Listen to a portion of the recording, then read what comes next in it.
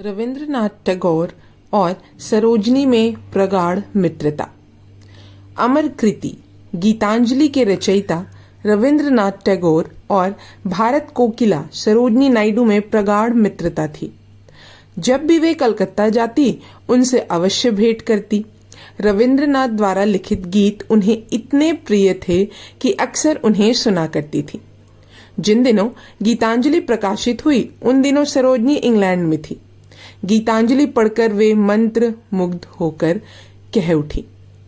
उसने पाश्चात्य जीवन के क्षितिज पर अपनी ख्याति इंद्रधनुष की भांति फैला ही दी। वर्ष 1933 में उन्होंने रविंद्रनाथ टैगोर सप्ताह का आयोजन किया था। उसकी सफलता से प्रभावित होकर रविंद्रनाथ ने उन्हें लिखा था, तुम महान हो, तुमने मुझे इतनी सहायता पहुंचाई है जितनी कोई दूसरा नहीं पहुंचा सकता।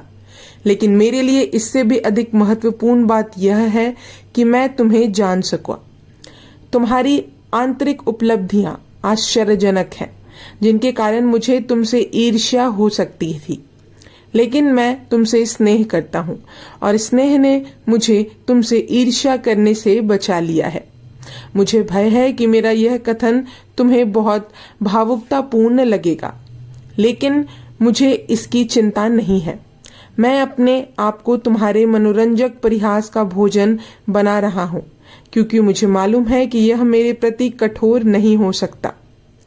प्रति उत्तर में सरोजनी ने लिखा था, आपने जिन सर्वाधिक सम्मोहनकारी वस्तुओं का सृजन किया है उनमें वह गरिमामय और कोमल पत्र भी है जो आपने मुझे उस मनोरंजक परिहास के लिए ही नहीं जिसका कि आपने उल्लेख किया है, वरन आनंद के आंसू गिराने के लिए भी उद्वेलित कर दिया। आप सरीखे दार्शनिक का यह भी बोध होता होगा कि यह महानता कोई आत्मीयता या व्यक्तिगत महानता मात्र नहीं है, वरन यह तो स्मृति, अनुभव तथा ज्ञान है, जिसे मैं मानव संघर्ष की महासागर जैसी अतल गहराइयों में बार बार उतरकर उज्जवल कोश के समान निकाल लाती हूँ। रविंद्रनाथ ने शांति निकेतन में विश्व भारती विश्वविद्यालय की स्थापना की थी। आगे चलकर सरोजनी ने इसकी आचार्य बनने का सौभाग्य भी प्राप्त हुआ। राष्ट्र कवि को श्रद्धांजलि। जुलाई 1941 तक रविंद्रनाथ की हालत बहुत नाजुक हो गई थी। उनका अधिकांश समय बिस्तर पर गुजर रहा था। 25 जुलाई 1941 को अचानक तबियत खराब होने पर उन्हें कलकत्ता लाया गया। स्वास्थ्य परीक्षण के बाद 30 जुलाई 1941 को उनका ऑपरेशन भी किया गया, परंतु फिर भी उनके स्वास्थ्य में कोई विशेष सुधार नहीं हुआ। उनकी हालत और नाजुक हो गई। रविंद्रनाथ को हर प्रकार की उत्तम सुविधा दी जा रही थी, लेकिन उनका तेज निरंतर क्षीण होता जा रहा था। डॉक्टर प्रयासरत थे, परंतु विधाता को कुछ और ही मंजूर था। अंततः 27 अगस्त 1941 को उन्होंने सदा के लिए आंखें मूंद ली। देश भर में शोक की लहर दौड़ गई। प्रिय मित्र की विदाई से व्यथित होकर सरोजनी ने कहा था, भारत के साहित्य मंडल पर जगमगाता हुआ सूर्य अस्त हो गया। निसंदेह विश्व भारती उनके सिद्धांतों एवं आदर्शों को लोगों तक पहुंचाता रहेगा, लेकिन आने वाली पीढ़ियां उनकी कमी को हमेशा महसूस करती रहेंगी। द्वितीय विश्व युद्ध छिड़ चुका था। ब्रिटेन के प्रधानमंत्री चर्चिल ने भारत को अपनी ओर से इस युद्ध में सम्मिलित कर लिया। ब्रिटिश सरकार ने कांग्रेस व अन्य दलों के नेताओं से पूछे बिना यह निर्णय लिया था तथा भारत की धन संपत्ति युद्ध में फूंक रही थी। सैकड़ों नौजवानों को जबरदस्ती सेना में भर्ती किया जा रहा था। कांग्रेस ने ब्रिटिश सरकार की इस कुटिलता का कड़ा विरोध किया और 9 प्रांतों के उसके मंत्रिमंडलों ने इस्तीफा दे दिया। सरकार पर संकट के बादल मंडराने लगे। अतः कांग्रेस को मनाने के लिए उसने मार्च 1942 में स्टैफर्ड क्रिप्स की अध्यक्षता में एक कमीशन भेजा, जिसका उद्देश्य आंतरिक सरकार की स्थापना की संभावनाओं को खोजना था।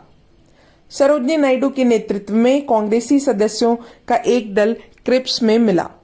वे देश की आजादी को ठोस आश्वासन चाहते थे, लेकिन क्रिप्स द्वारा टालमटोल करने पर वह वार्ता बिना किसी नतीजे के समाप्त हो गई।